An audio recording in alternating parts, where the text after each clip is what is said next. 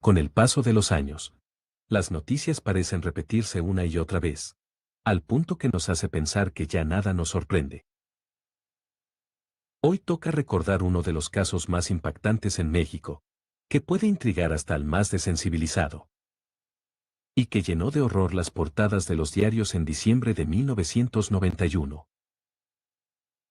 Se trata del que es considerado el primer multihomicidio de la era moderna en el Estado de México. Estos hechos se basan en las declaraciones de los elementos de seguridad, Eusebio Torres y Elías González, quienes fueron contratados para proporcionar seguridad a la colonia Ecatepec, Estado de México. Estos hechos tienen lugar el 1 de diciembre en la colonia Jardines de Morelos, en Ecatepec, una zona que parecía ser un lugar tranquilo para vivir. Fue testigo de una escena que estremeció al país entero. Uno de estos custodios relata, estaba de guardia en la oficina. De pronto, timbró el teléfono de manera insistente. Al responder, se identificó uno de los compañeros para reportar que había ocurrido un homicidio. Los agentes arribaron de inmediato al sitio referido, la calle Volcán, de la sección Elementos, y la sorpresa que se llevaron fue horrible. Pues en la escena descubrieron a 5 víctimas degolladas y a un niño de 3 años de nombre Alejandro, quien era el único testigo y se encontraba bañado en sangre. Al preguntarle a este niño qué había pasado, con su reducido vocabulario dijo que un médico había operado a su madre.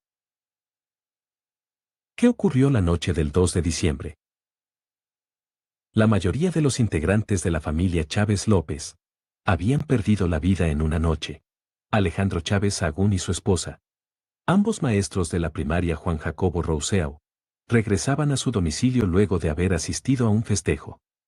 Un amigo de la pareja que también acudió a la fiesta insistió en llevarlos hasta su casa.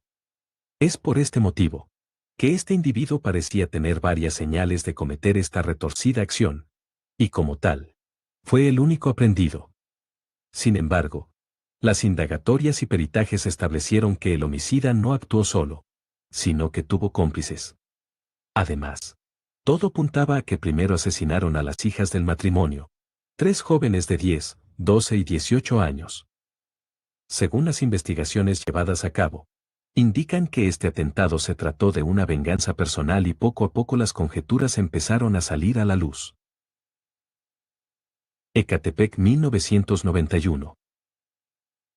El profesor Alejandro era dueño de 2 escuelas y además se dedicaba a comprar automóviles, los cuales arreglaba para después venderlos.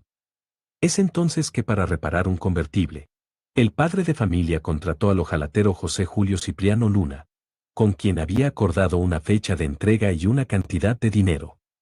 No obstante, José Cipriano no concluyó a tiempo el trabajo.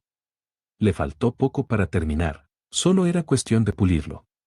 Pero el maestro se llevó el vehículo tras haberle reclamado, quedando a deber 600,000 pesos, que hoy en día equivaldría a la suma de 2,000 pesos, que Alejandro no pagó, deuda que provocaría un profundo rencor y futuras rencillas. Fue a las 8 de la mañana del 2 de diciembre, que un mariachi que caminaba por la calle tras regresar del trabajo, notó al niño de 3 años de aspecto elegante y de clase media alta, caminando afuera de su casa. Al acercarse a él, notó que su cuerpo y ropa estaban repletos de un color rojo. Todo parece una visión completamente irreal. Lo primero que pensó este hombre era que el niño se encontraba sucio y lleno de lodo, pero la verdad es que era sangre seca. El niño le explica que su mamá fue operada por un doctor y que por eso no despertaba. El pequeño Alejandro forma parte de una lista interminable de historias reales repletas de dolor y tristeza a las que parece nos hemos acostumbrado. Ecatepec es uno de los sitios más inseguros en México, uno de los 125 municipios del Estado de México donde se estima que 9 de cada 10 crímenes terminan impunes.